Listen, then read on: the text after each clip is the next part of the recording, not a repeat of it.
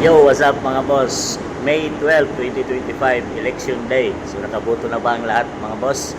So, vote wisely mga boss, no? So piliin nyo yung mga sa tingin nyo tamang kandidato na makakatulong sa mga lugar ninyo.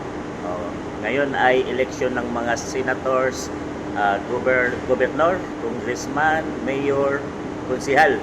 So hanggang doon lang yata yun mga boss, no?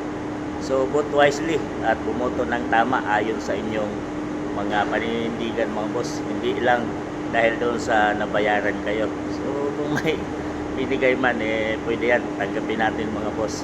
Kung wala, piliin din natin ang tamang tao dahil yun ang makakatulong in 3 years, lalo na sa mga congressman, governor, mayor, 3 years mga boss, no? Pero pagdating sa senators, 6 years sila na manunungkulan sa ating bansang Pilipinas. So vote wisely mga boss. Kaming mga OFW dito, nasa trabaho pa rin, walang day off.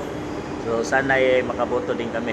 So yun mga boss, labas na at bumoto.